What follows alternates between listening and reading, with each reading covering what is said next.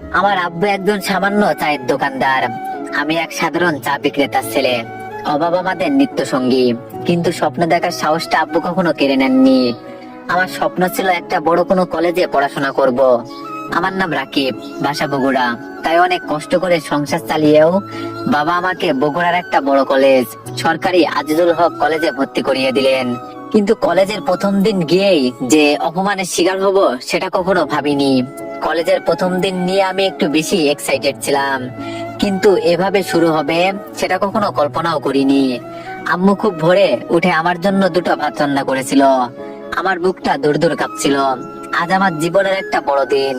খাওয়া দাওয়া সেরে আব্বু দোকানের ঝাঁপ খোলার আগেই আমার মাথায় হাত রেখে বললেন, যাও বাজান, বড় মানুষ হও, তোমাকে নিয়ে আমাদের অনেক স্বপ্ন। আমি বললাম, দোয়া করবেন আব্বু আম্মু। বলেই আমি আব্বু আম্মুর পাশে সালাম করে যখন বের হচ্ছিলাম, দেখলাম আম্মু আঁচলে চোখ মুছলেন। এই চোখের জল আনন্দের নাকি আগামী দুশ্চিন্তার তা আমি জানি না। কলেজের প্রথম কদম গেটের সামনে রাখতেই আমার পা থমকে গেল। চারিদিকে ঝকঝকে সব দামি গাড়ি, বাইক আর পরিপাটি সব ছাত্রছাত্রী। সবার পরনে ইস্ত্রি করা ফিটিং শার্ট, স্টাইল চুল আর পায়ে ব্র্যান্ডেড জুতা। আর আমি নিজের দিকে তাকিয়ে একটু ছোট হয়ে গেলাম, কারণ আমার পরনে বাবার পুরনো একটা ঢিলাঢালা শার্ট, যেটা আমার গায়ে ঠিক মতো লাগেও না। পায়ে কোনো শু জুতা নেই, শুধু আছে একজোড়া সাধারণ স্যান্ডেল। চোখের সমস্যার জন্য সেই পুরোনো আমলের মোটা ফ্রেমের একটা চশমা। আর তেলের অভাবে চুলগুলো উস্কো খুস্কো। একদম গ্রামের সেই খ্যাতব্যাপটা যেন আমার পুরো শরীর জুড়ে লেপ্টে আছে। যাই হোক, আমি ভিতরে প্রবেশ করতেই আশেপাশে অবাক হয়ে দেখতে লাগলাম। একটু পর লক্ষ্য করে দেখলাম আমার দিকে সবাই যেন কেমন দৃষ্টিতে তাকিয়ে আছে, কিন্তু কোন দিকে যাব সেটাই তো জানি না। থাক, একটা ছেলের পাশে গিয়ে তাকে জিজ্ঞেস করলাম। আমি বললাম, এক্সকিউজ মি ভাইয়া। ছেলেটা আমার দিকে তাকিয়ে কেমন জানি করলো, তারপর বলল, কি তাড়াতাড়ি বলেন। আমি বললাম, ভাইয়া, অনার্স প্রথম বর্ষের অর্থনীতি ডিপার্টমেন্টের রুম কোথায় একটু বলবেন। ছেলেটি মুখ কেমন যেন হাতের আঙ্গুল দিয়ে ইশারা করে রুমের কথা বলে দিল।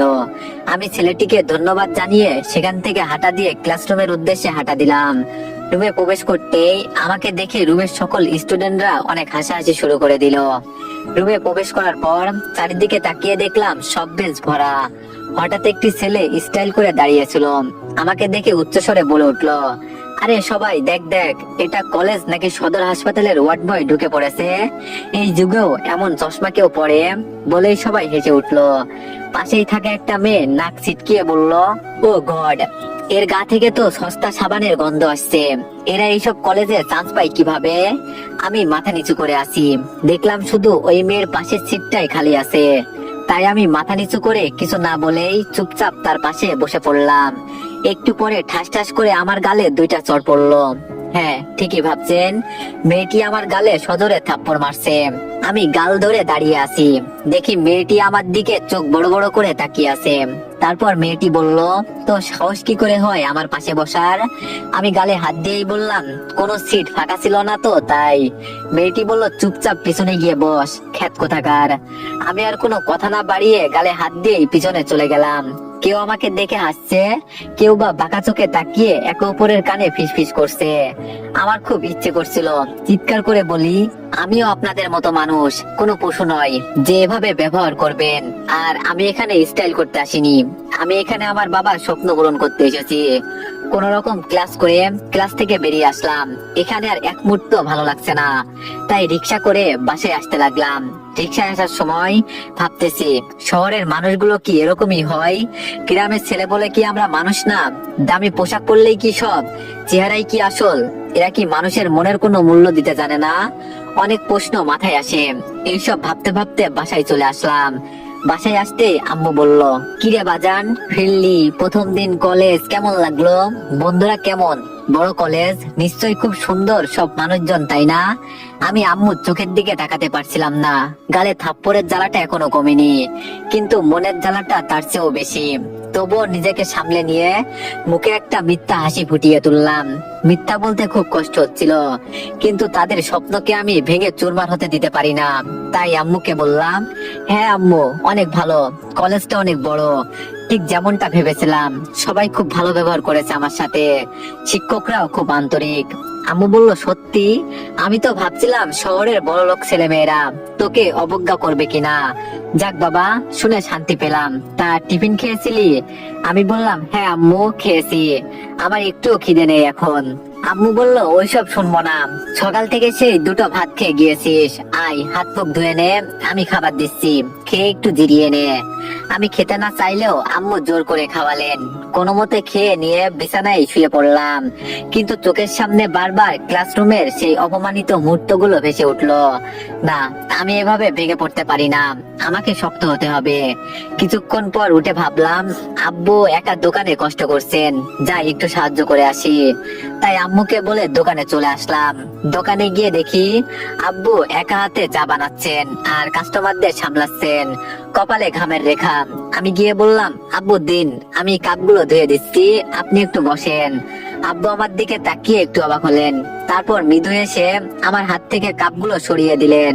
তারপর বললেন, আরে না না বাজান, তুই কেন এসব করবি? তুই এখন বড় কলেজের ছাত্র, তোর হাতে এখন বই মানাই, চায়ের কাপ নয়। আমি বললাম, তাতে কি হয়েছে আব্বু, আমি তো আপনারই ছেলে, আপনি এত কষ্ট করছেন। আব্বু আমার কাঁধে হাত রেখে গম্ভীর স্বরে বলল, শোন বাজান, আমি চা বিক্রি করি, যেন তোকে কোনোদিন এই কাজ করতে না হয়। আমি চাই না আমার মতো আমার সন্তানও এত কষ্ট করুক, তাহলে আমি সইতে পারবো না। তুই শুধু মন দিয়ে পড়াশোনা করবি, তোর একটাই কাজ, বড় মানুষ হওয়া। আমার কষ্ট তখনই সার্থক হবে যখন তোকে মানুষ সম্মান করবে। যা বাজান, বাসায় গিয়ে আবার আরাম কর। আব্বুর কথাগুলো শুনে আমার মুখটা ভারী হয়ে এলো। ওনার কথা শুনে আমার চোখে পানি টলমল করছে, কিন্তু ওনাকে সেটা বুঝতে দিলাম না।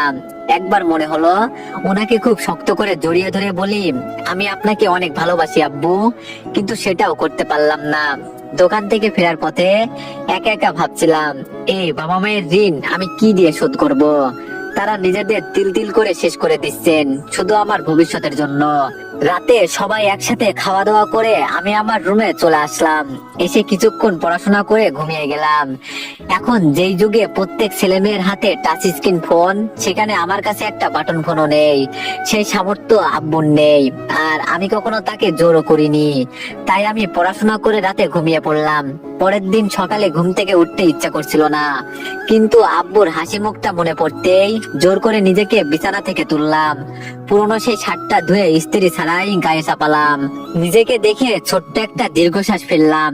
তারপর আব্বু আম্মুকে বলে কলেজে চলে আসলাম। কলেজে ঢুকতেই বুকটা ধড়ফড় করছিল। ক্লাসে ঢুকতেই দেখলাম গতকালের সেই ছেলেটি আর সেই মেয়েটি এক বেঞ্চে বসে হাসাহাসি করছে আর একে অপরের গায়ে ঢলে পড়ছে। আমি ক্লাসে ঢুকতে তাদের চোখ আমার দিকে পড়লো। আমি তাদেরকে পাশ কাটিয়ে পিছনে যেতে লাগলাম। তখনই ওই ছেলেটি বলে উঠলো, আরে খ্যাত, আজও দেখি কালকের শার্টটাই পরেছিস, তা গতকালের থাপ্পড়ের স্বাদ কি এখনো মুখে লেগে আছে? মেয়েটি বলল, দেখ আকাশ, ওর শার্টটা দেখে মনে হচ্ছে ওর বাবা কারো দান করা কাপড় এনে ওকে পরিয়েছে। ছি, এরকম নোংরা ছেলেগুলো আমাদের কলেজের পরিবেশটাই নষ্ট করে দেয়। আমি মাথা নিচু করে পাশ কাটিয়ে চলে যেতে চাইলাম, কিন্তু আকাশ ছেলেটা তার পা দিয়ে আমার পথ আটকে দাঁড়ালো। আমার কাঁধে ঝোলানো সস্তা কাপড়ের ব্যাগটা টেনে ধরলো।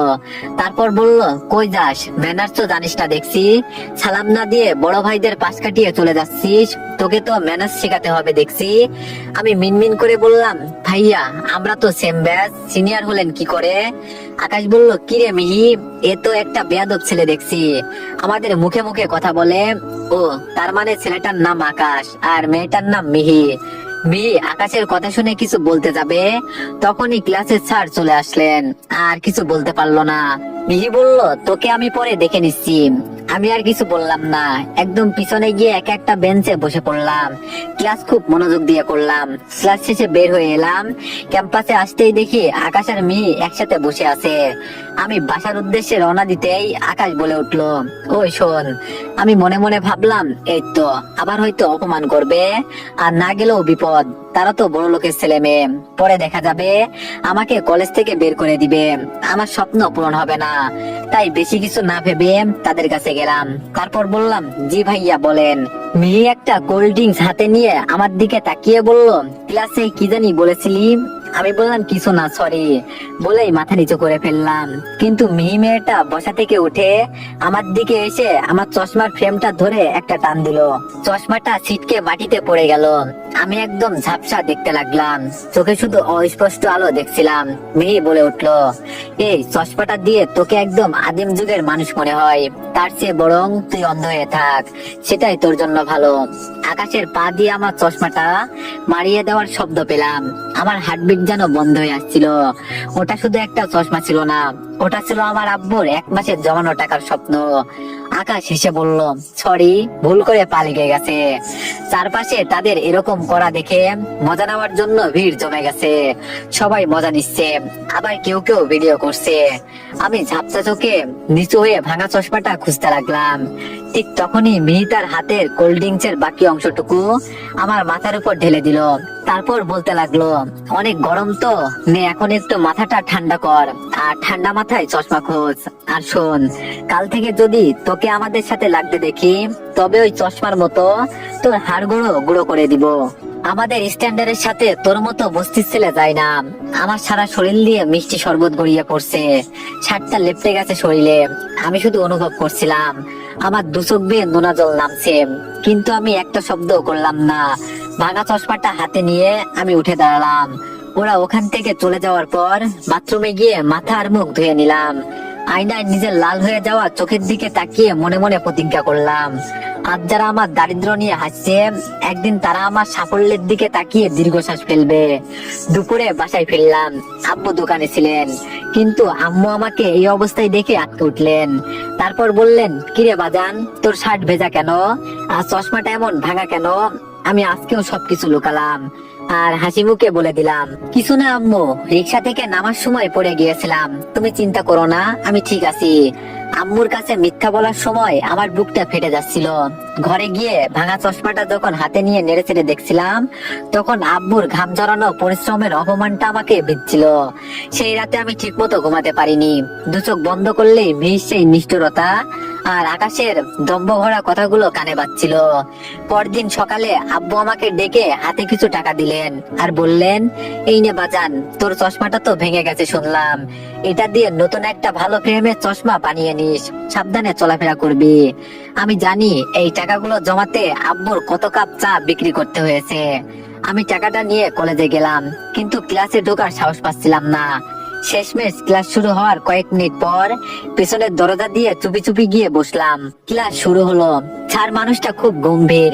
ক্লাসে ঢুকেই বোর্ডে একটা বিশাল গাণিতিক সমস্যা, ম্যাথমেটিক্যাল ইকোনমিক্স এর একটা কঠিন ম্যাথ লিখতে শুরু করলেন। পুরো ক্লাস নীরবতা। স্যার মার্কার নামিয়ে রেখে চশমাটা নাকের ডুগায় নামিয়ে পুরো ক্লাসের দিকে তাকালেন। তারপর গম্ভীর স্বরে বললেন, কেউ কি আছো এটা সমাধান করার মতো? পুরো ক্লাসের সবাই একে অপরের দিকে চাওয়াচাই করছে। আকাশ আর মিহি, যারা সামনের বেঞ্চে বসে সবসময় ভাব দেখায়, তারাও খাতা উল্টে পাল্টে দেখছে, কিন্তু কারোরই সাহস হচ্ছে না পড়ে যাওয়ার। আকাশ তো ফিসফিস করে মিহিকে বলছে, আরে স্যার কি পাগল হয়েছেন, এইসব তো 3rd ইয়ারের ম্যাথ, আমি এই ম্যাথটা পারবো।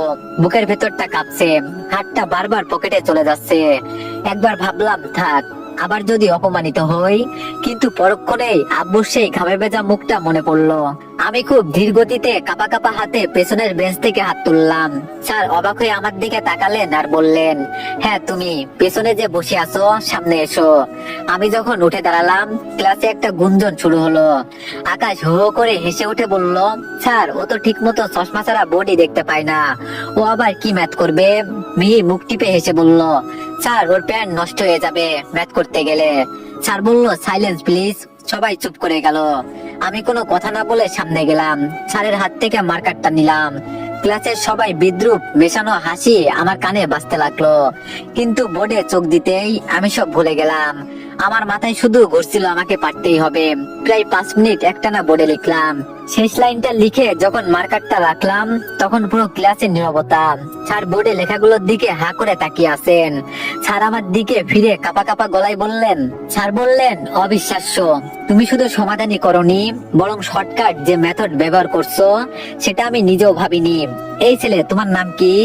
আমি মাথা নিচু করে বললাম, স্যার রাকিব। স্যার আবার পিঠে হাত রেখে সবার সামনে বললেন, সবাই দেখো, একেই বলে মেধা। পোশাক বা আভিজাত্য দিয়ে মানুষ বড় হয় না। সে আজ আমাদের সবাইকে প্রমাণ করে দিল। আমি তোমার প্রতি অনেক গর্বিত। পুরো ক্লাস করতালিতে ফেটে পড়লো। আমি কোনো মতে মাথা নিচু করে আবার পিছনের বেঞ্চে গিয়ে বসে পড়লাম। মিহি আর আকাশের দিকে তাকিয়ে দেখলাম তাদের মুখগুলো অপমানে কালো হয়ে গেছে। তারা যেন বিশ্বাসই করতে পারছে না যে তাদের ভাষায় এই বস্তির ছেলেটা পুরো ক্লাসের সামনে হিরো হয়ে গেল। ক্লাস শেষ হওয়ার পর ক্যাম্পাস থেকে বের হয়ে এলাম। তখন দেখলাম আকাশ আর মিহি এক কোণে দাঁড়িয়ে গজগজ করছে। আমাকে দেখে আকাশ তপ্ত চোখে তাকালো। মিহি তার ব্যাগটা সজোরে কাঁধে ঝুলাতে ঝুলাতে ফিসফিস করে আকাশকে বলল, এই অপমান আমি ভুলবো না আকাশ। এই খ্যাত ছেলেটা সবার সামনে আমাদের ছোট করলো। ওর জন্য এমন একটা ব্যবস্থা করতে হবে যেন ও আর এই কলেজে মুখ দেখাতে না পারে। আকাশ দাঁতে দাঁত চেপে বলল, চিন্তা করিস না মিহি, সামনে কলেজের কালচারাল প্রোগ্রাম আর স্পোর্টস আছে। ওখানে ওকে এমন ভাবে ভাসাবো যে ওর পড়াশোনা চিরদিনের মতো বন্ধ হয়ে যাবে। আমি তাদের কথা শুনতে পেয়েও না শোনার ভান করে গটগট করে গেট দিয়ে এগিয়ে গেলাম। সামনের পথটা যে আরো কঠিন হবে সেটা আমি ঠিকই বুঝতে পারলাম। এইসব ভাবতে ভাবতে বাসায় চলে আসলাম। তারপর এভাবে কয়েকটা দিন পার হয়ে গেল। আমি ক্লাসে ঢুকলে তাদের ফিসফিস করে হাসাহাসি করা এখন আর খারাপ লাগে না, কেননা স্যারগুলো এখন আমাকে অনেক ভালোবাসে। দেখতে দেখতে কলেজের বার্ষিক কালচারাল প্রোগ্রাম আর স্পোর্টস উইক চলে এলো। সারা কলেজ সাজে সজ্জিত। আকাশ আর মিহি এই প্রোগ্রামের আয়োজক কমিটিতে ঢুকে পড়েছে। তারা জানতো যে আমি স্পোর্টস বা কালচারাল কোনো কিছুতে অতটা সাবলীল নয়। স্পোর্টস এর প্রথম দিন 100 মিটার দৌড় প্রতিযোগিতার নাম লেখানো হচ্ছিল। আকাশ হঠাৎ সবার সামনে আমার দিকে তাকিয়ে বলল, কিরে রাকিব, তুই তো প্রতিদিন রিক্সার টাকা বাঁচাতে মাইলকে মাইল পথ হেঁটে আসিস, তোর তো অনেক স্ট্যামিনা, তো আয় দৌড় প্রতিযোগিতায় নাম দে। নাকি হেরে যাওয়ার জন্য দৌড়াতে লজ্জা লাগছে? পুরো মাঠের সবাই আমার দিকে তাকিয়ে।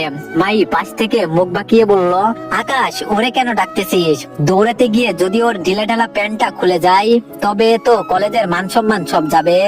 বলেই সবাই হো হো করে হেসে উঠলো। তাই তাদের হাসি সহ্য করতে না পেরে আমি শান্ত গলায় বললাম, আমি নাম লেখাবো। তখন আকাশের চোখে একটা নিষ্ঠুর হাসি ফুটে উঠলো। সেটা জানতো না ছোটবেলা থেকে গ্রামের আলপথ দিয়ে দৌড়াতে আমার একটা শখ। দৌড় শুরু হওয়ার সময় আকাশ আমার পাশের ট্র্যাকে দাঁড়ালো। দৌড় শুরু হতে আমি আমার সবটুকু শক্তি দিয়ে ছুটতে শুরু করলাম। আকাশ শুরুতে অনেক গতি দেখালেও মাঝপথে গিয়ে হাঁপিয়ে উঠলো। আমি যখন ফিনিশিং লাইন পার হলাম তখন দেখি আকাশ অনেক পিছনে। প্রথমে যখন আমি মেডেলটা নিতে গেলাম আকাশের দিকে তাকিয়ে দেখি আকাশ আগে ফেটে পড়ছিল। পরের দিন কালচারাল অনুষ্ঠানে আমাকে অপমান করার জন্য আকাশ আমার নামটা কবিতা আবৃত্তির লিস্টে ঢুকিয়ে দিল, কিন্তু আমাকে জানালো না। এক পর্যায়ে হঠাৎ মাইকে ঘোষণা করা হলো, এখন কবিতা আবৃত্তি করতে আসবে রাকিব। আমি তো আকাশ থেকে পড়লাম, আমি তো কোনো প্রস্তুতি নিয়ে আসিনি। আকাশ আর মেয়ে আড়ালে দাঁড়িয়ে হাসছিল। আমার আর বুঝতে বাকি রইল না কাজটা কে করেছে। তাদের প্ল্যান ছিল আমি স্টেজে গিয়ে বোবা হয়ে দাঁড়িয়ে থাকবো আর সবাই আমাকে দেখে হাসবে। আমি ধীরে পায়ে স্টেজে গিয়ে দাঁড়ালাম, মাইক্রোফোনটা হাতে নিলাম। সামনে হাজার হাজার ছাত্রছাত্রী। আকাশ নিচ থেকে চিৎকারি দিয়ে বলল, শুরু কর কবি সাহেব, নাকি ভাষা হারিয়ে ফেলেছিস? আমি চোখ বন্ধ করলাম। চোখের সামনে ভেসে উঠলো আব্বুর সেই ঘামে ভেজা মুখ, আম্মুর সেই ছেঁড়া আঁচল আর আমার উপর হওয়া প্রতিটা অপমানের স্মৃতি। তারপর বললাম, হাই এভরিওয়ান, আমি একটা কবিতা আবৃত্তি করছি যার নাম হৃদয়ের আলপনা। তোমার চোখের নীল সীমানায় হারিয়ে যেতে চাই, মেঘের খামে তোমার নামে চিঠি লিখে যাই। এক চিমটি রোদে ভিজে গোধূলি যখন নামে তোমার কথা মনে পড়ে এই হৃদয়ের ধামে। তুমি মানেই বসন্তকাল, পলাশটাঙ্গা হাসি, মনের ভুলে তোমায় আমি বড্ড ভালোবাসি।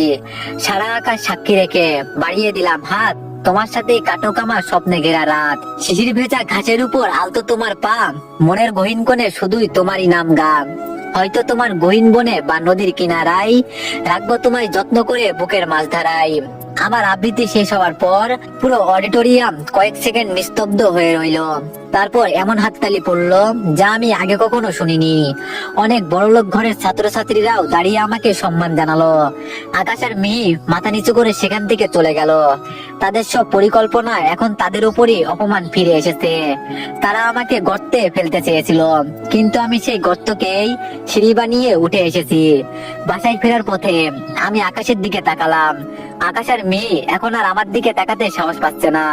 আমি মনে মনে হাসলাম, আমার পথ এখনো বাকি আছে, কিন্তু আজ আমি একটা জিনিস বুঝতে পেরেছি, স্বপ্ন দেখার সাহস থাকলে আর পরিশ্রম করার মানসিকতা থাকলে কোনো অপমানী মানুষকে থামিয়ে রাখতে পারে না। বাসায় গিয়ে আজ আমি আব্বুকে জড়িয়ে ধরলাম। আব্বু অবাক হয়ে বললেন, কি হয়েছে বাজান? আমি বললাম, আজকে আমি কলেজে ফার্স্ট হয়েছি আব্বু, সবাই আমার জন্য দাঁড়িয়ে থেকে করতালি জানিয়েছে। আব্বু বলল, আমি জানি বাজান, তুমি একদিন আমার মুখ উজ্জ্বল করবেই। আমি বললাম, দোয়া করবেন আব্বু। আব্বু বলল, তোমার জন্য সারা জীবন দোয়া থাকবে। এভাবে আরো কয়েকদিন কেটে গেল। আকাশের মেয়ে আমার পিছনে কয়েকদিন লাগেনি। ভাবলাম ভালোই হয়েছে, হয়তো তাদের ভুল বুঝতে পারছে। কিন্তু একদিন ক্লাসের মধ্যে হঠাৎ, তো এভরিওয়ান, গল্পটি কেমন হয়েছে সবাই একটু কমেন্টে জানায়েন। আর যদি ভালো লেগে থাকে তাইলে সবাই একটু বেশি বেশি লাইক আর একটা করে কমেন্ট করে দিয়েন। ধন্যবাদ। তো এভরিওয়ান, নেক্সট পার্টের জন্য সবাই 500+ কপি লিংক আর একটা করে কমেন্ট করে দিয়েন। ধন্যবাদ।